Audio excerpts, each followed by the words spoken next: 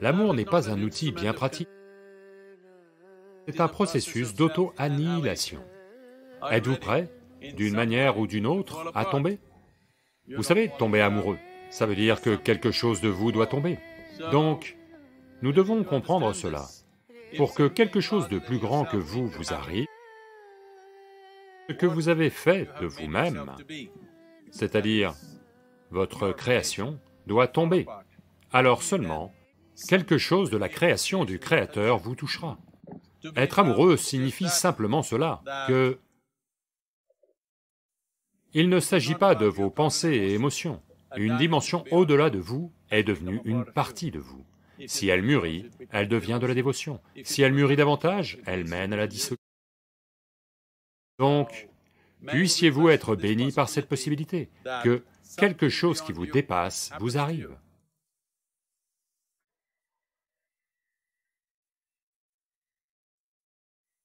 La vie est un phénomène fabuleux, pour qui sait la surfer. Celui qui sait surfer une vague, vous pouvez voir à quel point c'est fantastique et fabuleux. Celui qui n'apprend pas à la surfer sera écrasé par elle, menacé par elle. Un très bon surfeur, son rêve, c'est un tsunami. Ce que tout le monde considère comme un grand danger, lui aimerait le surfer. Donc ce n'est qu'une question d'habileté et de compétence. C'est en cela que consiste la sadhana spirituelle.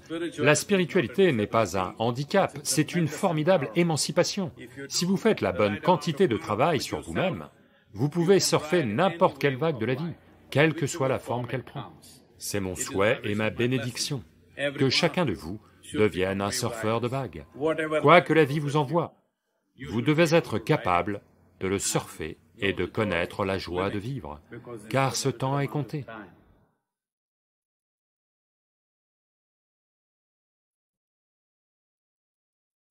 La colère n'est pas une action, c'est juste une réaction. Dans un état de réaction, vous êtes naturellement dans un état d'asservissement. Nous devons comprendre cela. Quand quelque chose d'autre que le noyau le plus profond de vous-même détermine ce que vous faites et comment vous êtes, c'est de l'asservissement. Eh bien, la colère est un moyen sûr d'être asservi. Mais beaucoup de gens pensent que la colère est une forme d'émancipation. Oui, si vous avez des ânes autour de vous. Vous avez peut-être obtenu quelques résultats avec la colère, mais essayez tous les jours. Au bout d'un certain temps, plus personne ne sera autour de vous. Qui vous êtes est entièrement votre fabrication, donc au moins la façon dont vous êtes devrait être à votre goût. Si vous n'êtes même pas à votre goût, pourquoi le reste du monde devrait-il vous supporter? Cette chose-là, vous devez la faire. C'est une responsabilité fondamentale, et c'est quelque chose que vous méritez, que vous devez être à votre goût. C'est-à-dire, au moins quand vous êtes seul, vous êtes bien. Lorsqu'on interagit avec le monde, il y a de nombreux défis. Mais au moins quand vous êtes seul, vous devez être un événement merveilleux. C'est quelque chose que vous devez faire. C'est ce que processus spirituel signifie, que vous vous êtes fait à votre goût. Eh bien, certains vont vous aimer, certains ne vont pas vous aimer. Mais si vous n'êtes pas à votre goût, alors à quoi bon? C'est ce que karma veut. Que votre vie est votre fabrication. Faites-en une réalité, que votre vie soit une expérience agréable pour vous-même. Une fois que cela a lieu, vous verrez.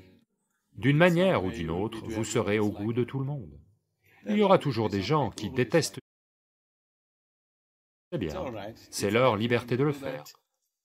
Mais la chose la plus importante, c'est que vous êtes tel que vous voulez être. À nous de jouer. Ingénierie intérieure, je vous le dis, vous devez vous façonner comme vous le voulez. Autrement, à quoi bon vivre ici?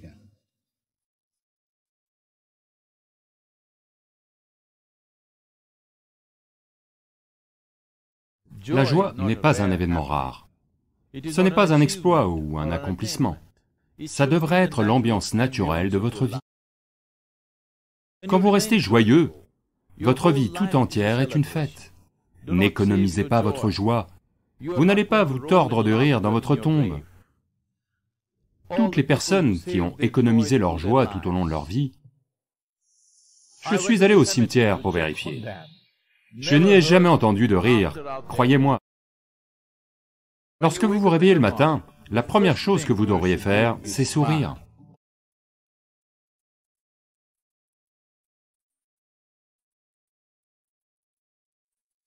Depuis que vous êtes allé au lit la veille, presque 1 million de personnes sont mortes. Mais vous êtes en vie et réveillé. Alors souriez, puis regardez autour de vous. Tant de gens ont perdu un être cher aujourd'hui. Tous ceux qui vous sont chers sont en vie aujourd'hui. Waouh! C'est une journée formidable! Ce matin, avez-vous remarqué que le soleil s'est merveilleusement bien levé? Les fleurs ont fleuri. Aucune étoile n'est tombée. Tout fonctionne très bien. Tout est en ordre. Tout le cosmos fonctionne à merveille aujourd'hui. Mais juste une mauvaise pensée s'insinue dans votre tête, et c'est une mauvaise journée. La souffrance a lieu essentiellement parce que la plupart des êtres humains ont perdu toute perspective sur ce qu'est la vie. Leur réalité psychologique est devenue beaucoup plus importante que le processus existentiel.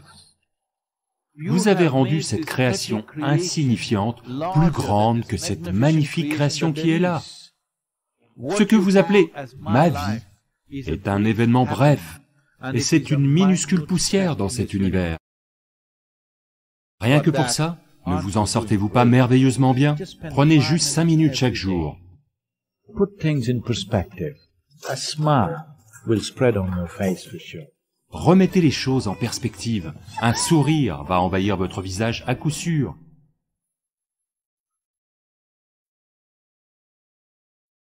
La science moderne vous prouve que l'existence tout entière est juste une réverbération. Là où il y a une réverbération, il y a forcément un son. Donc l'existence tout entière est son.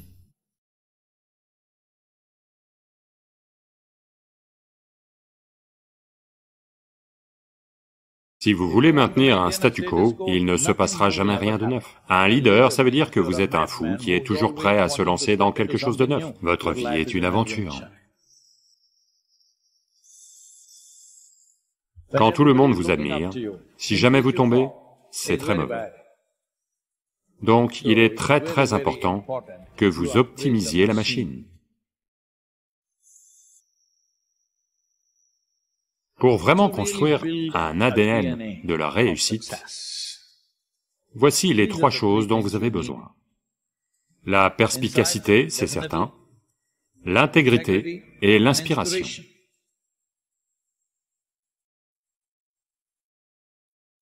Si vous voulez être inspiré, la première chose, c'est que vous devez trouver quelque chose de plus grand que vous à faire. Quelque chose de plus grand que vous-même à faire. Si vous choisissez des choses qui sont sûres et agréables et faciles, qui vous feront gagner un peu d'argent, vous pouvez gagner de l'argent, je ne suis pas contre. Si c'est ça le but, c'est bien, mais vous ne serez pas inspiré. Vivre une vie inspirée et vivre une... Par manque de vocabulaire, j'utilise ce mot, ce n'est pas une insulte envers une profession. Une sorte de vie cléricale. Quand je dis clérical, c'est que tout est réglé. Vous faites ça, ça, ça, vous aurez votre salaire, c'est tout. Aucun risque. L'ancienne génération dans ce pays disait toujours, la première chose c'est d'obtenir un emploi de fonctionnaire. C'était cela l'inspiration, toujours. Pourquoi? Aucun risque. Que vous soyez compétent, pas compétent, vous avez 40, 45 ans de travail. Peu importe que vous soyez performant, pas performant, vous pouvez même y aller tous les jours ou pas. Vous avez quand même un emploi. Vous ne serez jamais viré. Aucun risque. Pour qu'il y ait de l'inspiration en vous, il doit y avoir un élément d'incertitude. Sans incertitude, il n'y a pas d'inspiration, ou un risque, ou un danger. Là où il n'y a pas de danger, il n'y a pas d'aventure. Là où il n'y a pas d'aventure, personne ne sera inspiré par vous. Si les gens ne voient pas que vous êtes prêts à vous lancer dans quelque chose qu'ils ne sont pas prêts à faire, vous ne pouvez inspirer personne. Les gens doivent voir que ce dans quoi ils ont peur de se lancer, vous êtes prêts à le faire. Eh bien, quand vous prenez un risque, vous pouvez vous brûler. Oui, ça peut arriver. C'est ce que danger veut dire, qu'il y a un risque. C'est ce que risque veut dire, que parfois ça peut très mal tourner. Oui, bien sûr, on calcule les risques. On ne va pas se lancer aveuglément dans quelque chose, mais il y a un risque. Là où il n'y a pas de danger, il n'y a pas d'aventure. Peut-être que vous risquez votre argent, peut-être que vous risquez votre réputation, peut-être que vous risquez une perte de temps dans votre vie. 10 ans de votre vie peuvent passer sans aucun résultat. Possible. Allô? Quand vous lancez une entreprise, il est possible que 10, 15, 20 ans de votre vie n'aient servi à rien. Ce risque est présent. Vous n'allez peut-être pas vous tuer comme en sautant d'une montagne, mais il y a une perte de vie de très nombreuses façons. Donc, l'inspiration, si elle doit venir, un élément essentiel est l'intégrité. Là où il n'y a pas d'intégrité, vous ne pouvez pas inspirer. Intégrité signifie simplement ceci. Ne pensez pas que l'intégrité est un ensemble de morale, de valeurs, d'éthique, non. L'intégrité signifie que votre engagement est plus grand que vous-même. Peut-être que c'est votre entreprise, peut-être que c'est votre communauté, peut-être que c'est votre nation, peut-être que c'est le monde. On ne sait pas quoi, mais vous êtes engagé dans quelque chose de plus grand que vous-même. Alors les gens voient que vous avez de l'intégrité. Les gens font l'expérience de l'intégrité parce que vous vous engagez dans quelque chose qui dépasse votre propre intérêt personnel. S'ils ne voient pas cela, alors vous ne pouvez inspirer personne. Et si vous n'inspirez pas les gens autour de vous, s'ils traînent des pieds, votre vie est finie, sachez-le. Et ces gens qui traînent des pieds vous rendront la vie misérable de toutes les façons possibles. Allô? Vous les avez vus? Donc, en ce moment, la seule façon c'est, si vous traînez des pieds, je vous vire, si vous traînez des pieds, je vous vire. Ça, vous pouvez le faire, jusqu'à un certain point. Avec ça, les gens ne vont pas exprimer le meilleur d'eux-mêmes. Ce n'est pas juste qu'ils ne traînent pas des pieds, c'est qu'ils dépassent leurs limites en faisant quelque chose. Alors seulement, quelque chose de merveilleux a lieu autour de vous.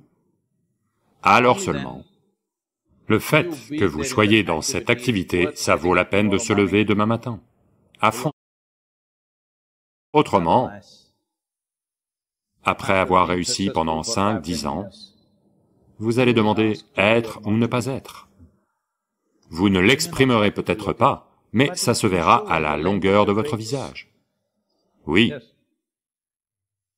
ça se voit. Il y a un point d'interrogation. Est-ce que la question « Quel est le but de mon existence » s'est posée?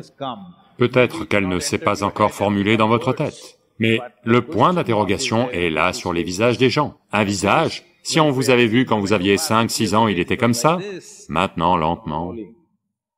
Ça veut dire que la question a surgi quelque part. Pas encore articulée peut-être, mais la question est arrivée. La question est arrivée parce que il n'y a pas d'inspiration. L'inspiration n'est pas qu'à vous. L'atmosphère autour de vous doit être inspirée. Pour ça, sans un sens extrême de l'intégrité, ça n'aura pas lieu. Si votre intégrité, ce ne sont que des morales et éthiques, les gens en auront marre de vous. parce qu'il est très difficile de vivre sous l'ombre d'une morale. Très difficile. Ça dévitalise. Mais votre intégrité, c'est que votre engagement va au-delà de votre bien-être personnel. C'est là que tout ce qui vous entoure est inspiré. Quant à la perspicacité, c'est la partie délicate. Perspicacité veut dire que vous êtes capable de voir quelque chose que les autres n'ont pas pu voir. Vous êtes capable de voir les choses avant les autres, c'est cela qui compte. Tout le monde voit tout à un moment donné. Mais le truc, c'est que vous l'avez vu avant eux. Ça fait une immense différence. Si vous étiez dans une bataille, ça déciderait si vous vivez ou mourrez. Si vous êtes dans une entreprise, ça décide si vous réussissez vraiment ou si vous vous en sortez juste. Si vous êtes dans un processus spirituel, c'est pire qu'une bataille. Si vous n'avez aucune perspicacité ou si personne autour de vous n'a de perspicacité, alors ce sont des vies entières de labeur. Si vous n'êtes pas capable de saisir la moindre chose, ou s'il n'y a personne autour de vous de profondément perspicace, vous ne faites que suivre le processus spirituel, alors vous en avez pour des vies entières d'esclavage. Oui, c'est pour ça qu'ils sont devenus les plus sérieux partout dans le monde. Donc pour que la perspicacité apparaisse, une dimension importante, c'est la raison pour laquelle il n'y a pas de perspicacité, c'est que les gens essaient principalement de fonctionner avec leur intellect. Ceci est une conséquence malheureuse du type d'éducation qui a été dispensé partout, où votre intellect est considéré comme la chose la plus importante. Pour comprendre la mécanique du fonctionnement de votre intellect ne fonctionne qu'avec les données qui lui ont été fournies. Les données sont de la mémoire de quelqu'un ou votre mémoire. La mémoire, ce sont des choses qui ont déjà eu lieu. Donc, si vous fonctionnez à partir des données que vous avez, vous pouvez permuter et combiner ces données et les faire sembler magiques pendant un certain temps. Mais une chose est très claire, rien de nouveau n'aura jamais lieu. Parce que vous vous êtes emmêlé dans vos propres données. Donc, perspicacité veut dire que vous ne vous identifiez pas à quelque chose de limité. Vos identifications à des limitations viennent essentiellement des données que vous accumulez. En ce moment, vous êtes identifié à, disons, vos propres qualifications personnelles. Maintenant, ce à quoi vous vous êtes identifié, c'est ce que vous devenez. Ou disons que vous êtes identifié à votre communauté ou à votre nation, et c'est ce que vous devenez. Ce à quoi vous vous identifiez, c'est cela que vous devenez. En ce sens, vous n'êtes pas capable de regarder la vie juste telle qu'elle est. Si vous n'êtes pas capable de regarder les choses juste telles qu'elles sont, c'est simplement parce que vous avez accordé plus d'importance à votre mémoire qu'à l'attention et à l'intelligence humaine. L'attention et l'intelligence humaine sont bien plus importantes que votre mémoire. Vous savez, vous avez entendu parler d'Andrew Carnegie? Andrew Carnegie a commencé à gagner beaucoup d'argent aux États-Unis. Ce n'était pas l'époque de ces Bezos et Musk et tous ces autres gens. Personne ne gagnait des milliards. Les gens gagnaient toujours de l'argent petit à petit. Mais ce type a commencé à gagner énormément d'argent. Donc naturellement, il y a eu des doutes. D'où est-ce que ça vient? Parce que dans ces années 20, 30, il y avait beaucoup de systèmes de Ponzi en Amérique. Donc ils se sont dit qu'ils faisaient quelque chose. Donc, un groupe de membres du Congrès a été constitué pour enquêter sur Carnegie. Cette enquête a duré un certain temps et ils n'ont rien trouvé de mal. Alors ils l'ont appelé et dans l'enquête, ils lui ont demandé « On ne trouve aucune fraude, il doit y avoir une fraude quelque part, parce que vous avez gagné énormément d'argent en très peu de temps. Il doit y avoir un délit quelque part, où est-il » Il lui demande. Alors il a dit « Voyez, je peux prêter une attention absolue à tout ce que je vois pendant jusqu'à 5 minutes. Est-ce que l'un d'entre vous peut faire ça? Ils ont dit quoi? 5 minutes, on ne peut pas prêter attention? De quoi vous nous parlez? Donc il a mis en place une expérience. 5 minutes, personne n'arrivait à prêter attention plus de quelques secondes. Leur attention partait dans tous les sens. Alors ils ont réalisé qu'ils ne sont pas capables de prêter attention pendant 5 minutes. Alors il a dit, vous ne devriez pas diriger les États-Unis, ça ne mènera nulle part si c'est vous qui dirigez ce pays. Parce que l'attention humaine peut ouvrir des portes dans l'existence. La mémoire humaine ne fera que recycler le passé. Malheureusement, en ce moment, donner, ça prend beaucoup d'ampleur. Mais de toute façon, les fans des données vont couler, au fur et à mesure que l'intelligence artificielle se répand. Mon téléphone a plus de données que vous tous réunis. Allô? Oui ou non? Il est capable d'obtenir un doctorat par jour. Oui, il a assez d'informations. Donc ne prenez pas les informations et les données pour de l'intelligence. L'intelligence n'est aiguisée que par l'attention, pas par la pensée. Penser, c'est recycler des données. Je ne dis pas que les données ne servent à rien du tout. Elles servent. Quand vous voulez maintenir un statu quo, les données sont importantes. Mais si vous voulez être un leader, ça veut dire que vous êtes un fou qui est toujours prêt à se lancer dans quelque chose de neuf. Quelque chose de neuf veut dire que vous voulez vous engager en terrain inconnu tout le temps. Terrain inconnu veut dire que vous vous mettez consciemment en danger. Donc, votre vie est une aventure. Comme c'est une aventure, tout le monde vous admire. Quand tout le monde vous admire, si jamais vous tombez, c'est très mauvais. Donc, il est très important que vous optimisiez la machine avant d'optimiser votre activité.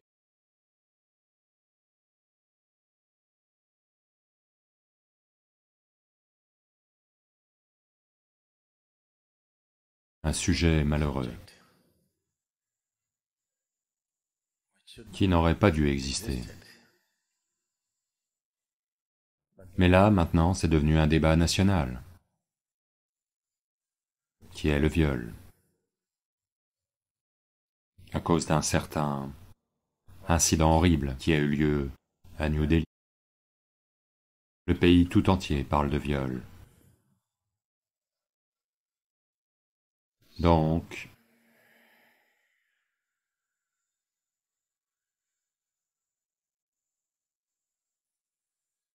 ceci doit être compris, que bien qu'il puisse y avoir un stimulus sexuel dans le viol, il ne s'agit pas seulement de sexualité, il s'agit du pouvoir de posséder.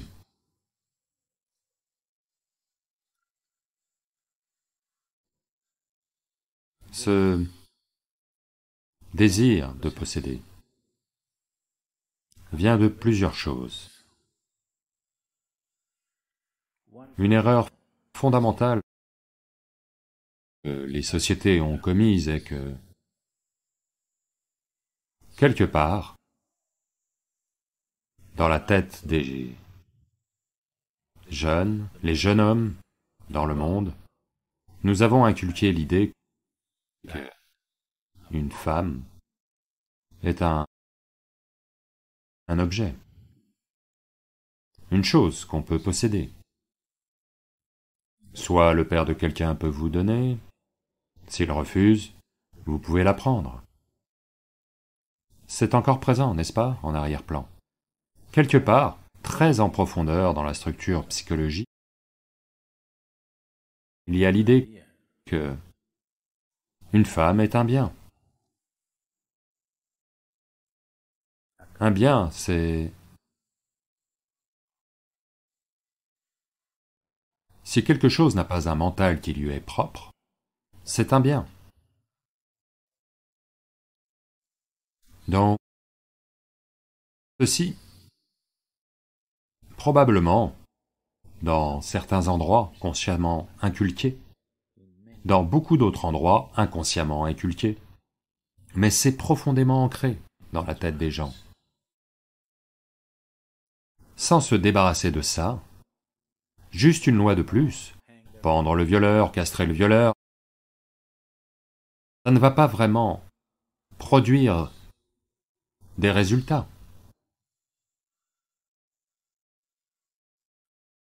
Et d'où cela vient-il? Ils ont fait une chose vraiment merveilleuse dans l'ancienne Bharat ou Inde. La loi hindoue proclamait qu'un homme ne peut pas aller au ciel sans sa femme. Vous devez comprendre l'importance de ceci. Je veux que vous compreniez l'importance de ceci. Il y a quelques milliers d'années, de bien des façons aujourd'hui, le jeu est devenu équitable pour l'homme et la femme. Pas du fait d'une grande évolution sociale, mais grâce à la technologie. Le développement technologique qui a rendu une femme capable de participer à de nombreuses activités mondiales, s'il n'y avait pas de technologie, si c'était une question de force physique qui vous amenait d'un endroit à un autre, alors, définitivement, une femme serait encore très confinée à la maison. Non pas qu'elle ne devrait pas être à la maison, je dis qu'être à la maison est une chose, être confiné à la maison est une chose. Être à la maison est agréable.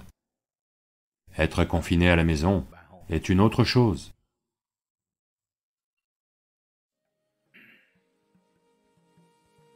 Donc, oui, définitivement, lorsque quelqu'un commet un acte violent, il doit être puni. Mais il n'en reste pas moins que si vous voulez une société meilleure, pas juste de meilleures lois, une loi ou une sanction n'est appropriée qu'après que les choses aient mal tourné. Pendre quelqu'un, faire quelque chose d'autre n'apportera tout de même pas de solution à la vie de quelqu'un. Si nous voulons faire en sorte que les choses ne tournent pas mal, il n'y a peut-être pas de solution absolue. Mais, à coup sûr, il existe quelque chose comme réduire le pourcentage, ou augmenter le pourcentage. Quand vous avez affaire au monde en général, il est seulement question de réduire le pourcentage. Peut-être qu'une société idéale n'existera jamais, ou aucune de ces choses n'arrivera. Mais en dirigeant nos efforts vers cette possibilité, la chose la plus importante c'est nous devons comprendre. Là maintenant, le chant que nous chantions est exactement à propos de ça. Dans la plupart des têtes, c'est encore le cas, une femme veut dire des parties de corps, une accumulation de parties du corps. Oui? Une poitrine, un nombril, une courbe, de longs cheveux, quelque chose. Voilà pourquoi beaucoup d'entre vous ont les cheveux courts ces jours-ci. Une partie, vous vous en êtes débarrassé. C'est toujours une somme de parties du corps. Pourquoi une femme est-elle une somme de parties du corps? Pour quelqu'un qui n'est pas une femme. C'est que, essentiellement, cela vient de... Ce n'est pas seulement chez l'homme, chez la femme aussi. Mais elle ne conclut pas, elle n'en tire pas les mêmes conclusions que l'homme. Mais elle est aussi liée par les mêmes limites. Dès l'instant où les limites de votre physicalité deviennent les limites ultimes de la vie, vous ne faites pas l'expérience de votre respiration. Vous ne faites l'expérience d'aucune transaction qui a lieu pour vous maintenir en vie. Ceci, vous croyez que c'est la limite ultime. Si ceci est la limite ultime, si je regarde ceci, ceux qui ont exactement la même apparence que moi, ce sont des ennemis dont on aimerait se débarrasser. Ceux qui ont une autre apparence, ceux qui semblent avoir d'autres sortes de parties du corps, sont quelque chose que vous voulez posséder. Donc essentiellement, la racine du problème est un investissement trop important dans la physicalité de la vie. Si les sociétés ou les êtres humains faisaient l'expérience de leur vie un peu au-delà de leurs limites physiques, ces choses diminueraient simplement juste comme ça. Peut-être pas éliminées, mais elles seraient drastiquement et considérablement réduites. Au point où quelques agresseurs, il serait possible de les gérer avec des sanctions. Vous ne pouvez pas gérer une grande majorité de la population avec des sanctions. Supposez que 10, 15, 20% des gens commettent des crimes dans une société. Vous ne pouvez pas punir 20% de la population. Si c'est 1%, vous pouvez les punir, vous pouvez gérer avec des sanctions. Si c'est 20%, vous ne pouvez pas gérer avec des sanctions, ça n'aidera pas. Vous voulez pendre 20% de la population? Ce sera pire que le viol. Et ça n'aidera pas. Donc les sanctions, les gens pensent que c'est dissuasif. Jusqu'à un certain point peut-être. Pour la plupart des gens, ça ne l'est pas. Ils vont juste essayer de le faire plus prudemment. Oui. Ils vont essayer de prendre davantage de précautions. Peut-être. Parce qu'ils doivent prendre plus de précautions, ça diminue peut-être un peu. Mais tout de même, ce qui a lieu dans le mental de quelqu'un, et comment ça se traduit dans la vie, est la prochaine étape. Mais ça a lieu dans votre mental veut dire que, quand l'occasion se présente, ça va avoir lieu dans la réalité. Là maintenant, il semble qu'il y ait plus de 500 jeux vidéo sur le viol, très populaires. Les jeux vidéo sont comme ça. Ce jeu vidéo très célèbre est comme ça. Une mère et ses 2 filles sont dans une gare. Et le jeu vidéo consiste à voir comment violer la mère. Si vous réussissez, vous gagnerez une des filles. C'est un jeu vidéo vendu dans le commerce, acheté par des millions de personnes. En secret, les gens jouent à ces jeux chez eux, ou au travail, ou où que ce soit sur leur ordinateur. Nous cultivons un monde malade. Et on s'attend à ce que ça n'arrive pas à la gare. Ça arrivera. Cette fois, c'est arrivé dans un bus. Et cette fois, c'est arrivé dans la capitale. Donc ça fait les gros titres. Le pays tout entier et les médias sont là-dessus. Très bien. Ceci avait besoin qu'on y prête attention. Mais si c'était arrivé ailleurs, dans une localité, un village, quelconque, dans une petite ville, ce serait juste une statistique de plus, ou ça ne devient même pas une statistique parce que personne ne signale ces choses.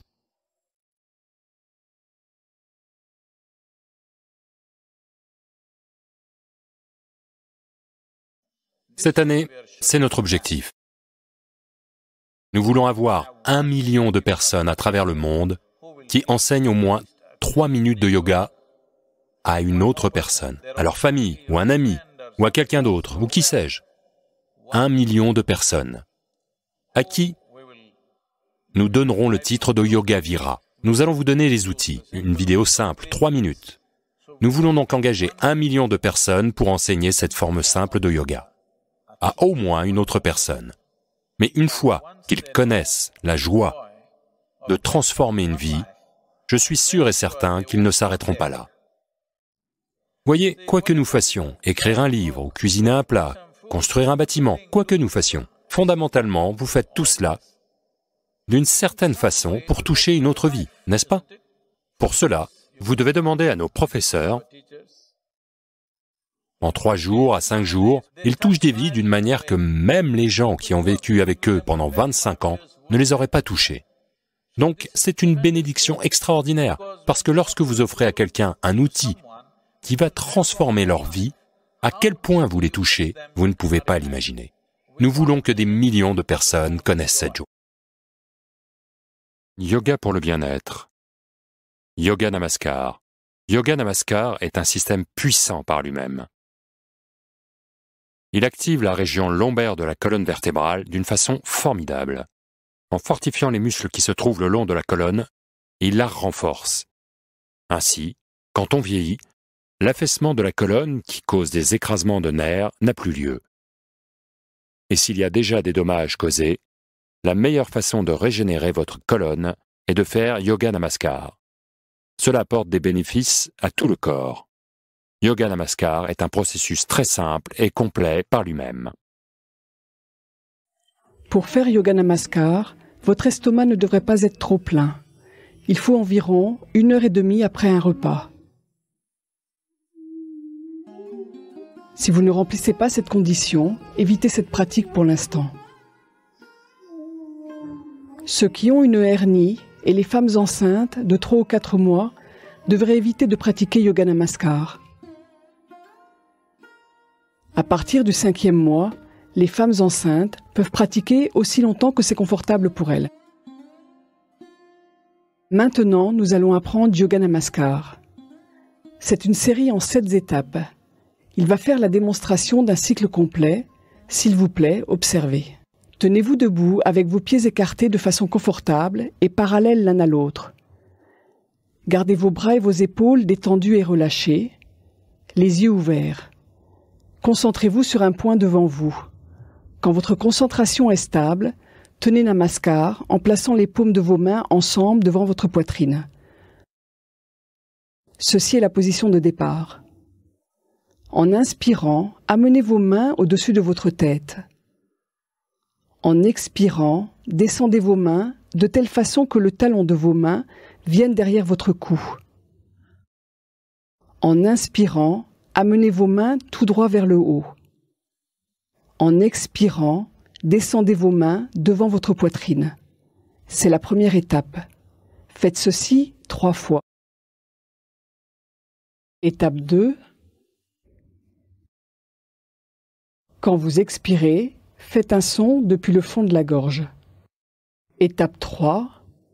Les doigts devraient être tout le temps ensemble, pointés tout droit vers le haut, même quand vous amenez vos mains derrière la tête.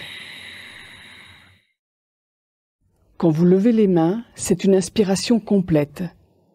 Quand vous les descendez, c'est une expiration complète avec le son. Après avoir fait cela, accroupissez-vous. Étape 4. En inspirant, levez vos mains. En expirant, descendez-les derrière le cou. En inspirant, levez vos mains. En expirant, descendez-les devant la poitrine. Puis en inspirant, étirez vos mains tout droit devant vous, doigts pointés vers le devant. En expirant, en faisant le son, ramenez vos mains vers la poitrine. Faites ceci 3 fois. Étape 5. En inspirant, levez vos mains. En expirant, descendez-les derrière le cou. En inspirant, en haut. En expirant, en bas devant votre poitrine. En inspirant, tout droit devant vous. En expirant, retour vers la poitrine. Encore une fois, étape 6, inspirez, main vers le haut. Expirez vers le bas.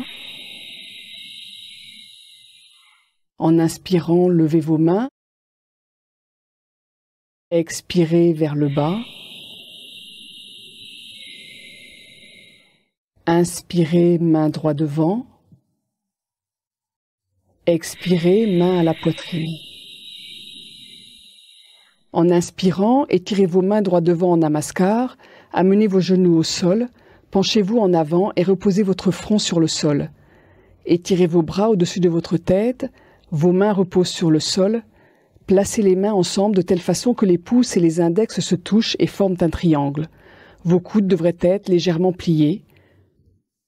Ceci est Balasana. Restez ici jusqu'à ce que le souffle se stabilise ou pour un minimum de 2 minutes. Si vous avez des difficultés à vous accroupir, vous pouvez placer un support d'environ 1 à 2 cm d'épaisseur sous vos talons et vous accroupir en vous assurant que vos pieds sont toujours parallèles l'un à l'autre.